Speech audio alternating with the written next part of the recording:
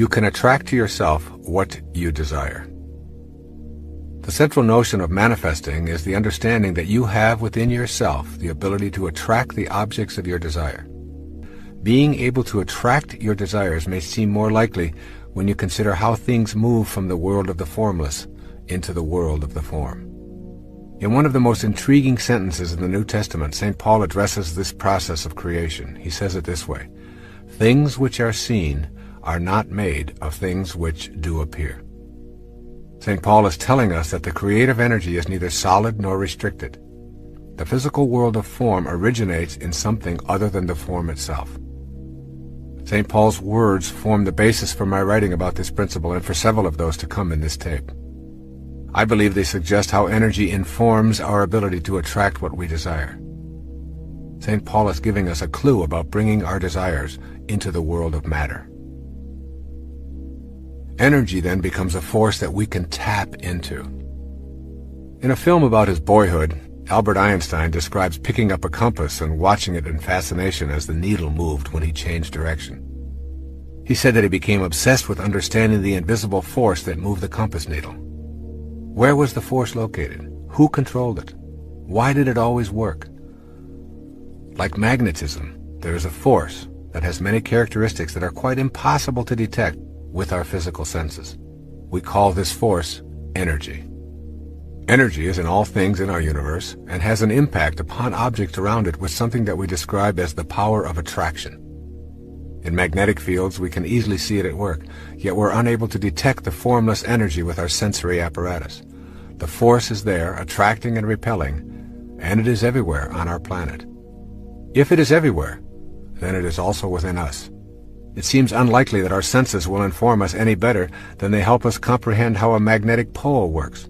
We can see the results, but the force itself is always elusive and in motion. The essence of this fourth principle of manifesting is that we can utilize this energy because we are this energy. We can use this universal energy to bring to us objects of our desire because the same energy that is in what we desire is also in us, and vice versa.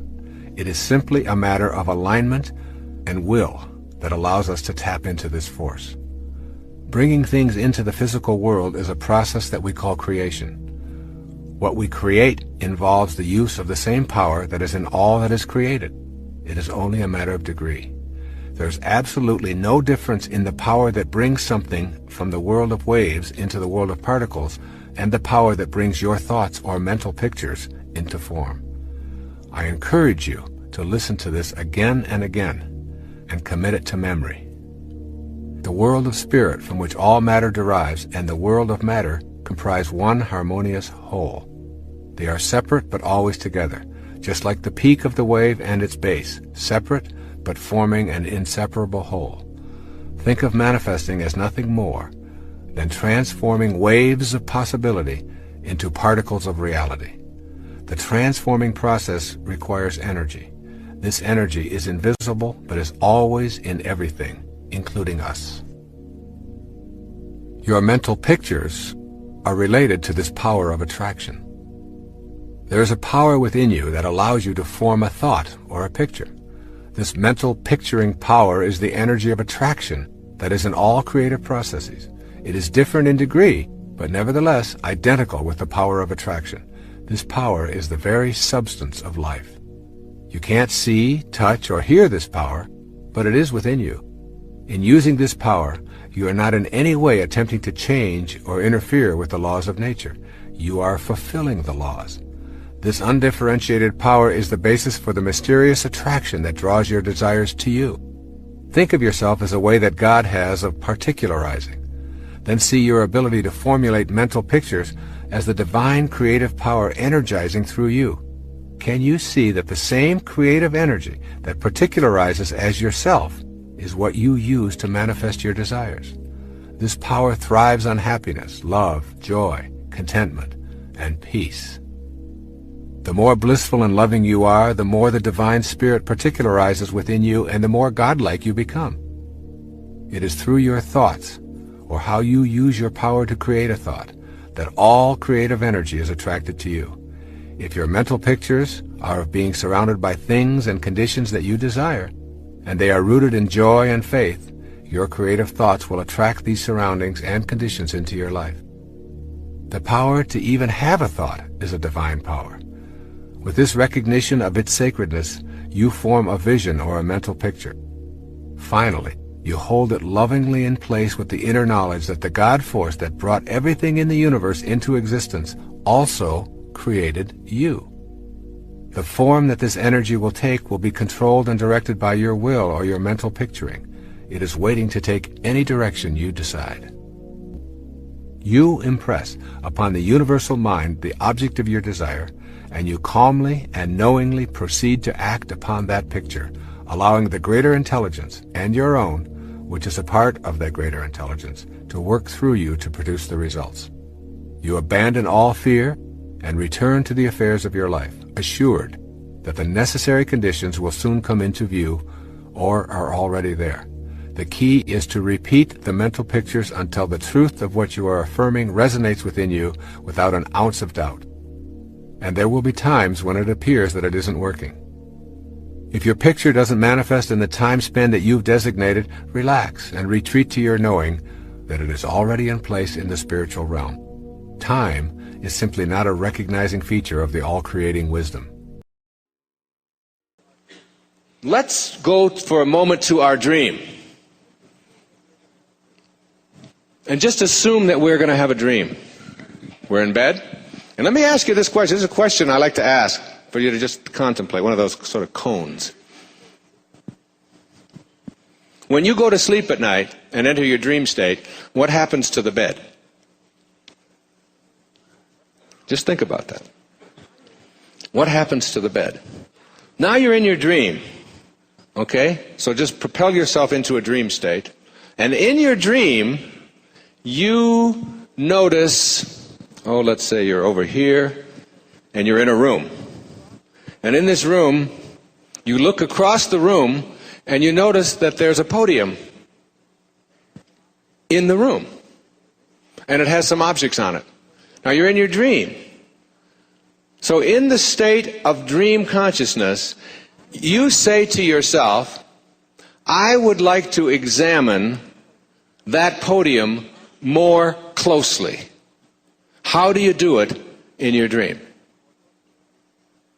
How do you examine it more closely in your dream state? Do you get out of bed? Is there a bed? Now we're talking about 1/3 of your life here, folks, okay? 1/3 of your life. As Lao Tzu said, I went to sleep and dreamt that I was a butterfly. Then I woke up, and now I don't know. Am I a man who dreamt he was a butterfly, or am I a butterfly who's dreaming that he's a man? So in your dream state, do you get up out of bed, keep it right over there, say, excuse me, honey, wait, get out, and walk over and say, there's a galley of a new book, and there's a pen here, and there's a glass of water, I think I'll have a drink of that. There's a microphone stand, there's things. Do you do that? No, you don't do that. Because you enter your dream without any doubt. So what you do in your dream state is, are you ready? Shoo! Stay alert. And you bring it to you, don't you? In your dream state. Why? Because you have the power of your intention, can have an idea, and whatever you need for the fulfillment of your dream, you bring to you. Here it is. Here it is. Whatever you need. So you're 20 years old in your dream, and you need a jerk to be married to for the next 20 years. There he is. Isn't that great? You need a Maserati? There it is. Whatever you need for the dream, you bring to it. Then you leave the dream and you come into waking consciousness, and now you look back on the dream, and you now have a whole new set of things that you've introduced. And that set of things is called doubt. And the second key to higher awareness, which I'll get to shortly, is called banishing the doubt, but it's connected here. As you enter your dream state, you enter without any doubt about your capacity to do anything. So you can fly, you can jump over trees, you can be young again, you can transcend death, you can stay underwater, you can communicate telepathically with anyone that you want to. right? You have all of these incredible powers. And if someone has died and you want them back, you bring them back. If you need to be 12 again, and then you come into this state and you say, I can't do any of those things because you're stuck in paradigms. And the paradigm says you cannot change your shape. You can't shape shift. If you're a certain age, you're a certain age. You can't move yourself into, you can't be in more than one place at the same time, which you can do in your dream easily. You can't do those things. And one of the things I talk about in Your Sacred Self is like learning to become a waking dreamer, to understand that you don't have to go to sleep in order to dream. So now you wake up, and what I'm suggesting to you is that this is also a dream, only it's a 100-year dream. And in this 100-year dream, everything that you can do in your 8-hour dream, you can do in this 100-year dream. Everything. If you know better than to doubt it. And if you get rid of the paradigms that muck up your life.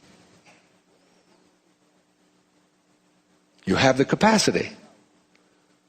But the minute that you introduce doubt into it, like that poem that I started out, Real Magic, which is really my effort to write about how to manifest miracles in your life. From Samuel Taylor Coleridge, he said, what if you slept? And what if in your sleep you dreamed? And what if in your dream you went to heaven and there picked a strange and wonderful flower? And what if when you awoke you held that flower in your hand? Ah, what then? Is it possible to bring something from a dream state into a waking state? Or is that part of a paradigm? And the tiniest smidgen of doubt that enters your consciousness is what you will act upon. 7 key little words from Proverbs. As you think, so shall you be. If you think that it's not possible, what you think about is what expands. Or as Emerson said, the ancestor to every action is a thought. And the minute you have a doubtful thought in your consciousness, you will act upon that and manifest the fruit of that doubt. And not be able to see it. You will not see it. Here are some rules for a healthy imagination. Rule number 1. Never place into your imagination any thought that you would not want to materialize. Rule number 2. Rule number 2 is of equal importance. Never allow your imagination to be contaminated by ideas about how your life used to be. You need faith in your power to make the non-existent your reality.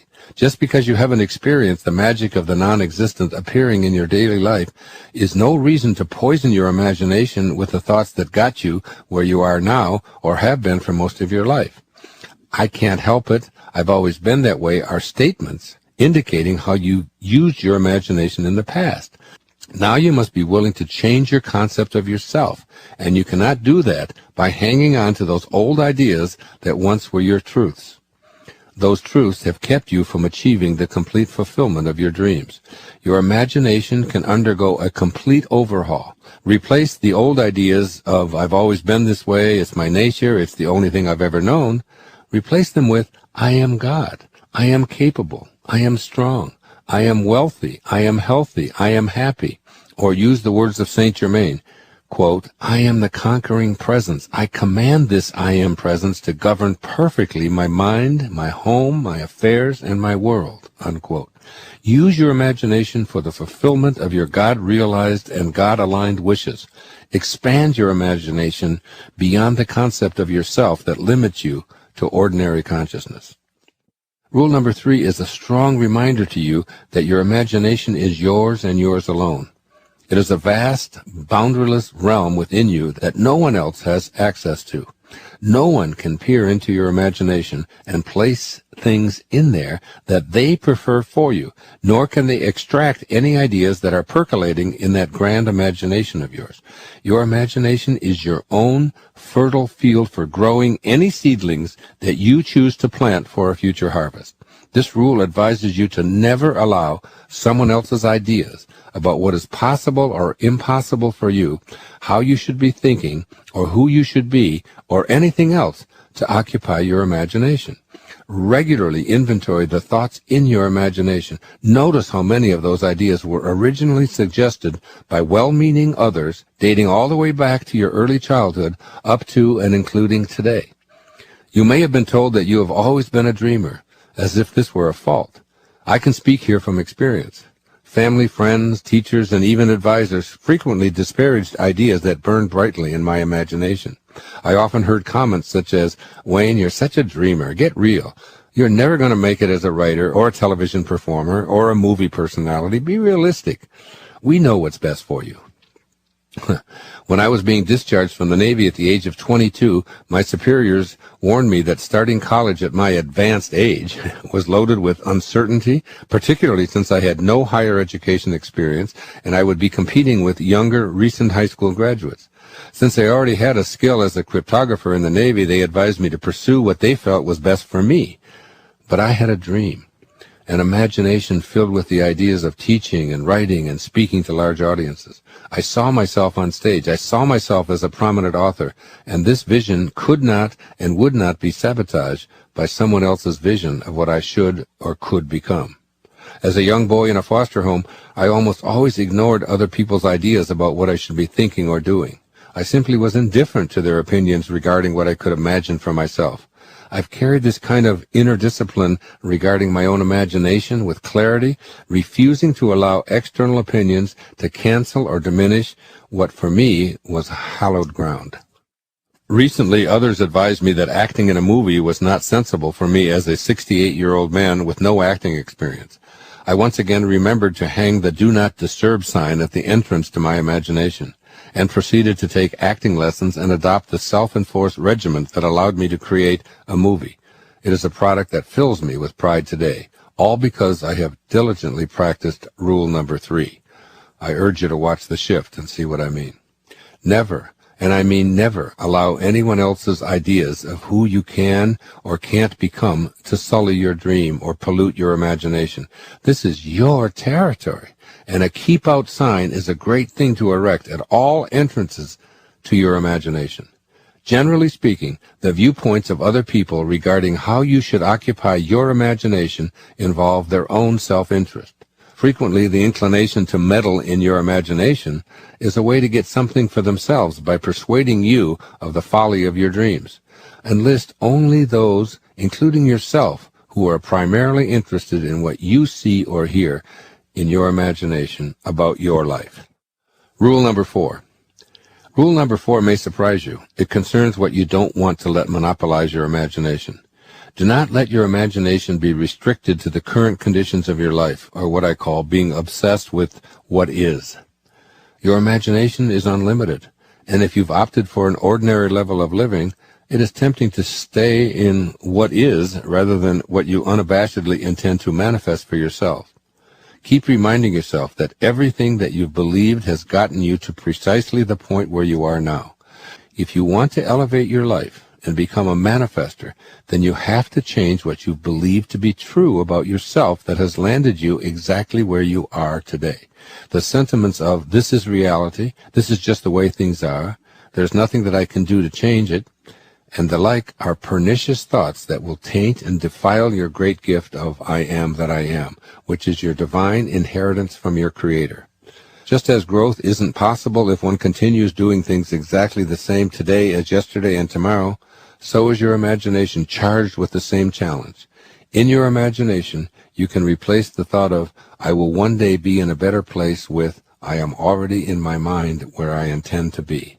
This may sound irrational because you are accustomed to evaluating your life on the basis of what your senses tell you is your reality. You can make the choice to reprogram your imagination to take you where you intend to be in the now. Creation originates in the world of spirit, or to say it differently, your imagination is the source of all that has yet to manifest for you. By staying only with what your senses tell you is your reality, you place a barrier to letting your imagination create all that you wish, all that you desire.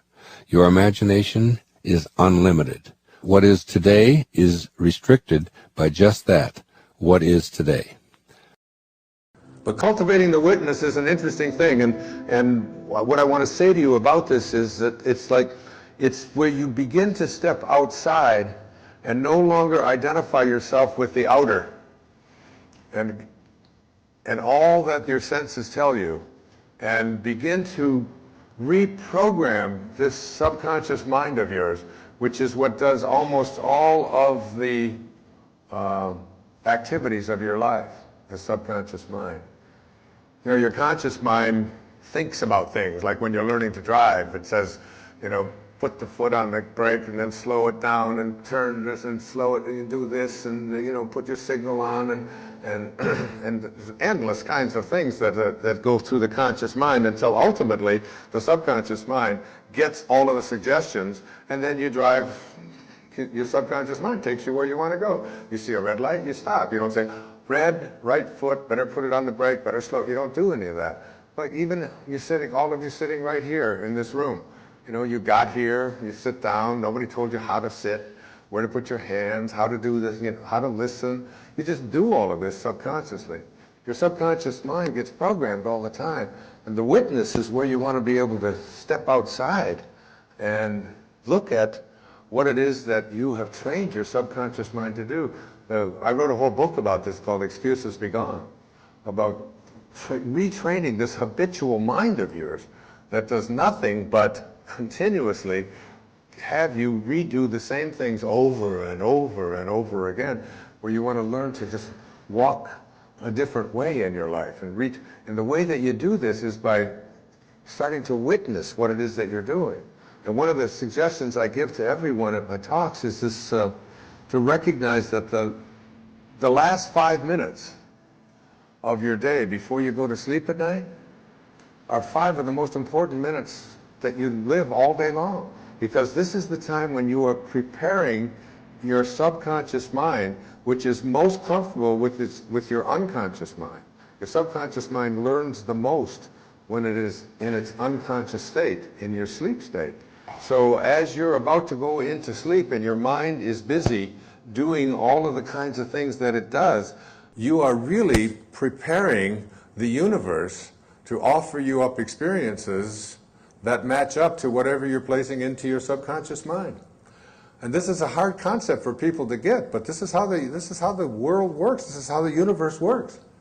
And I suggest to you that you don't spend the last 5 minutes of your day reviewing all of the things that you don't like, and all of the things that you don't want, and all of the people that upset you, and all of the hurts that you have, and all of the reasons that things are not going well, and all of your illnesses, and all of the things that you can't do, and how sorry you feel for yourself, and all of the. You don't want to do that, because you're about to marinate for the next 8 hours in your unconscious mind, which is most comfortable with your subconscious mind.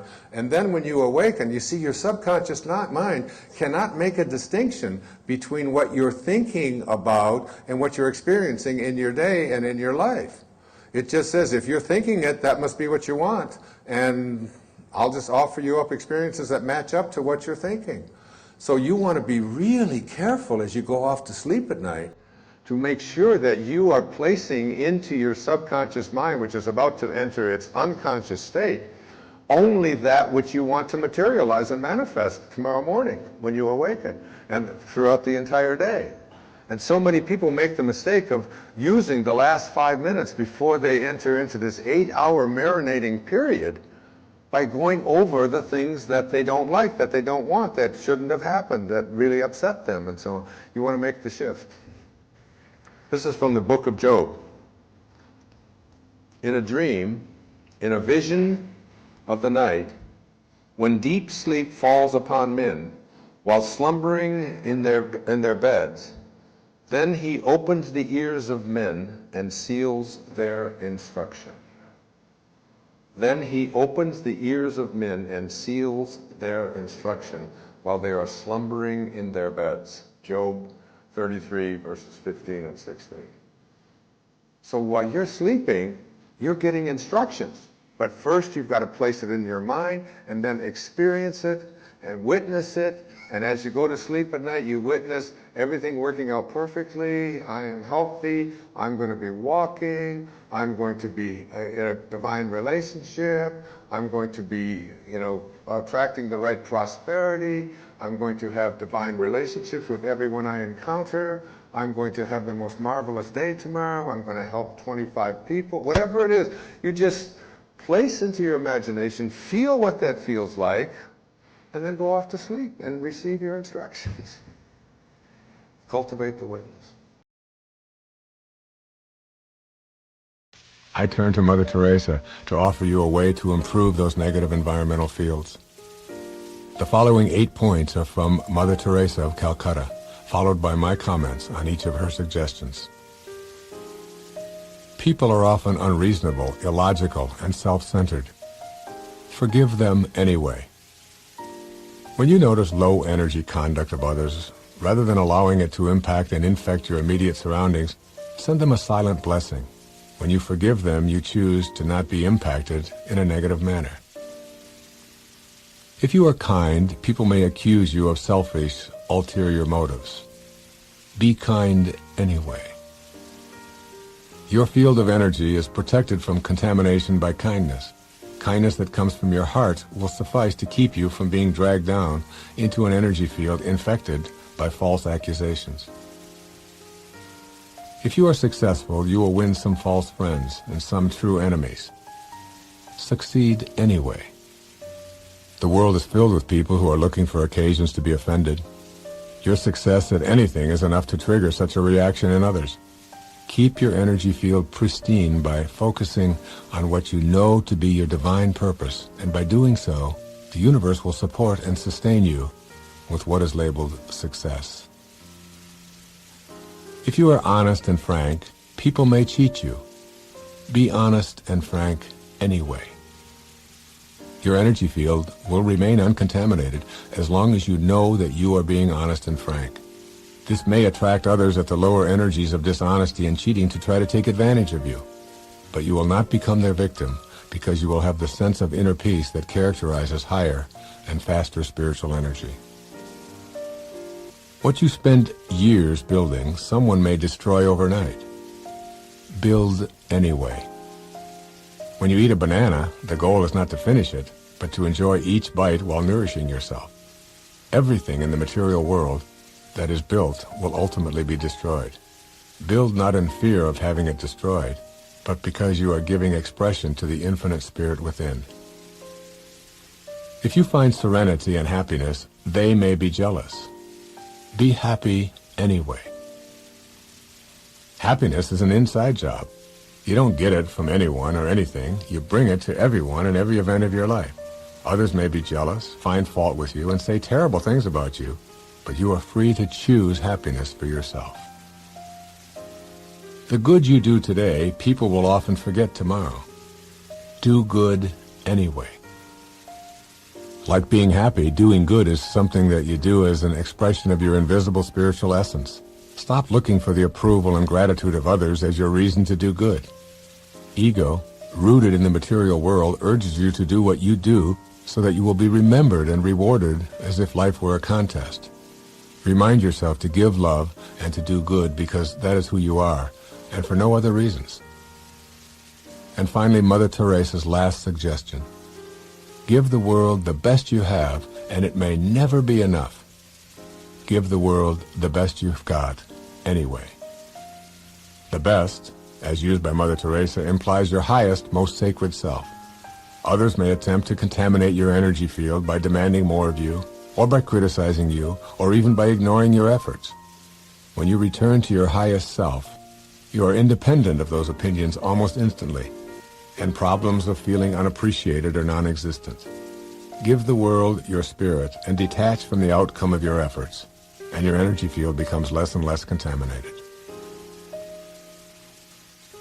Your intellect might protest and attempt to convince you that minefields and silent communication of energy are nonsense. But once you see this at work, you'll know.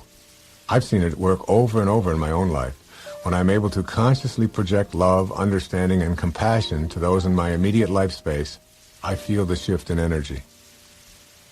My wife, Marceline, is a master at this. Marceline has delivered 7 babies without any drugs, each time creating the kind of energy I describe here. Moreover, she is now a doula, a woman who assists others in delivering their babies in an atmosphere where fear and anxiety are replaced with a calm, loving feeling of thankfulness for being able to participate in such a miracle. The closer you come to being in a dynamic state of grace in your thoughts and refusing to be in the fields of those who are projecting lower energy thoughts, the closer you come to being in God's mind field.